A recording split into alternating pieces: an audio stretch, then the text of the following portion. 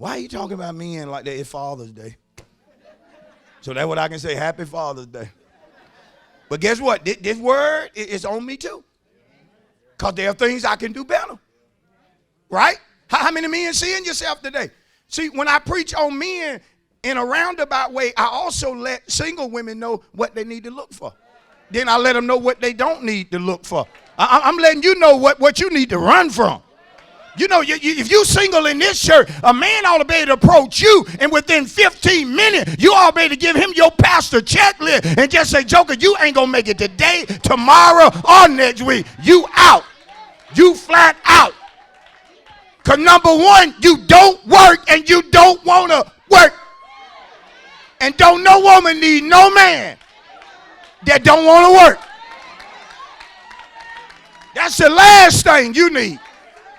That's a headache. You need no sorry man talking about ain't nobody hiring. He been telling you that, no. And one thing I did, I would work now. I maybe would picky about where I would work back then, but I would work. And I'll never forget, I would go up her big mama house. It's the truth.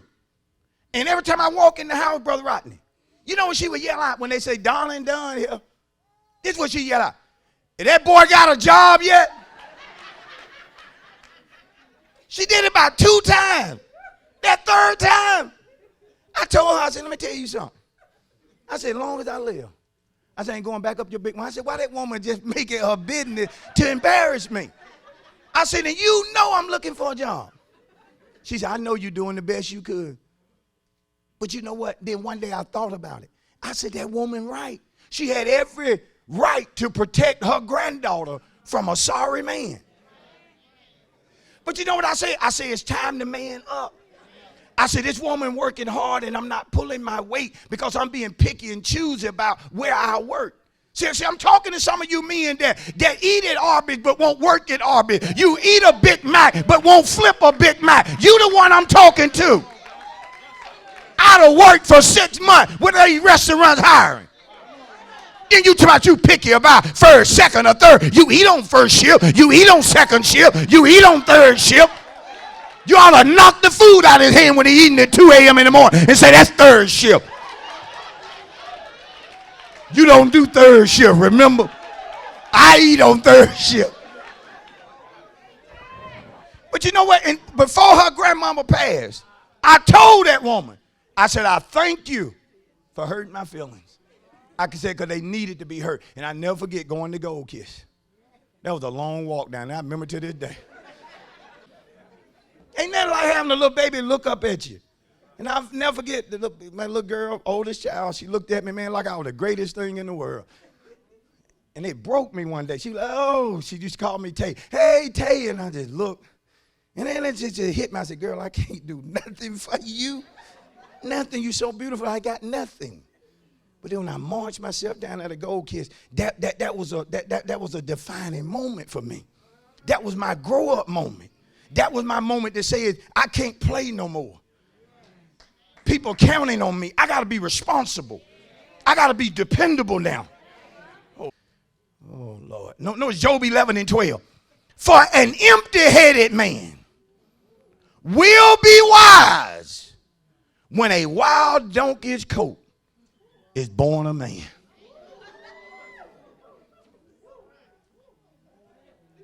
Type of man you can't count on. An empty-headed man. That's a man when you got a serious problem going on and you look over here and say, what we gonna do? And he like, he just empty-headed. You take to him a serious problem. Like, baby, we gotta address this. And he just, yeah, like that baby. That's empty-headed. This is what you need. 5 traits of a good man. Because I'm closing. And some of us, we got to get here. You got to have the ability to protect. You got to have the ability to guide. You got to be dependable. You got to have integrity. And you got to be faithful. And as a pastor, I cannot be the only example. I strive with everything within me to be an example, not just to the church, but especially to men. Because I understand there are young men who are going to come in this church who didn't grow up in a home where they got a pattern. They have no point of reference as to what a man need to do or what is a man. They don't have that point of reference. There's been a disconnect there.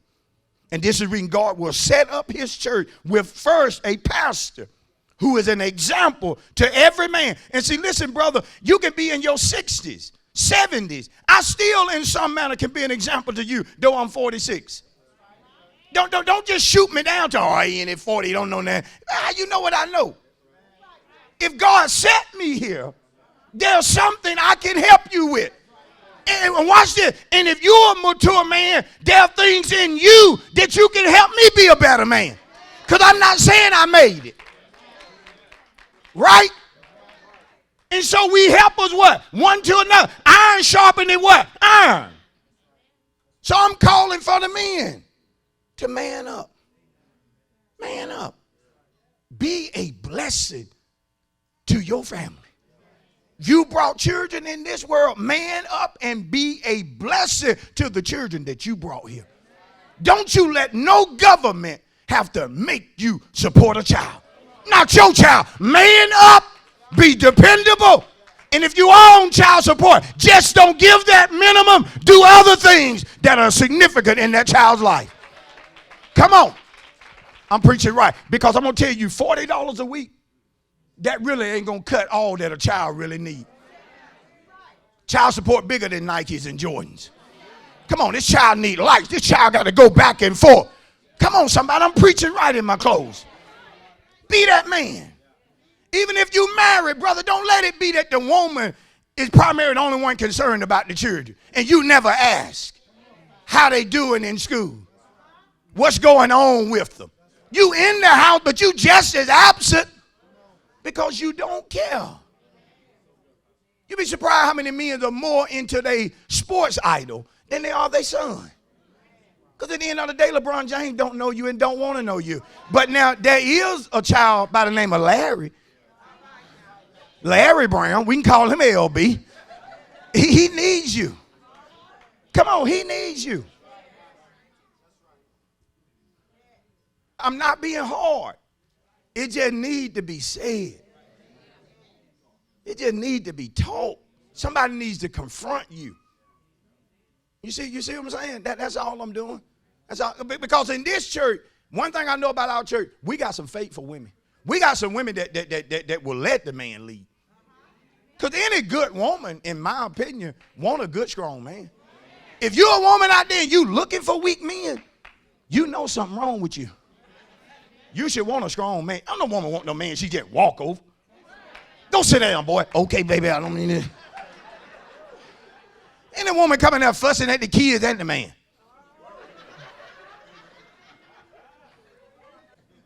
So I'm telling you, if you out there woman, the only man you attracted to is some weak man, then you know something ain't right. Something ain't too right with you.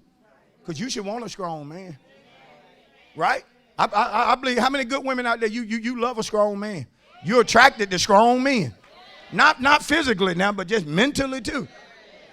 How many women out there you attracted to men that know where they going? It ain't mean you attracted to them, you want to be with them. I'm saying that you like that. That impresses you when a man know where he going. Right? Because see, sometimes a bold man has to stand up to his wife and the church, and ain't none of them going to like it, but you know it's right. That's when you got to be able to go in there and set down a law, and every last one of them mad and ain't speaking to you, but you still speaking to them. Hey, baby. You know ain't none of them talking to you because you done did what? You done stepped up. You done stepped up and say, hey, such ain't going on here. This certain stuff ain't going on in my house. My wife ain't going to do it, and my children ain't going to do it. And if her folk come over, they ain't going to do it. And my children bring friends over, certain stuff they ain't going to do. And if you don't tell them, I'll march up there and tell them. We don't do that here.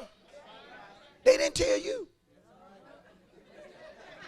That's the reason most time when I raised my children, they didn't have much company. They knew. They knew. They know. They tell me, he listening. He listens. Turn it down. He's listening.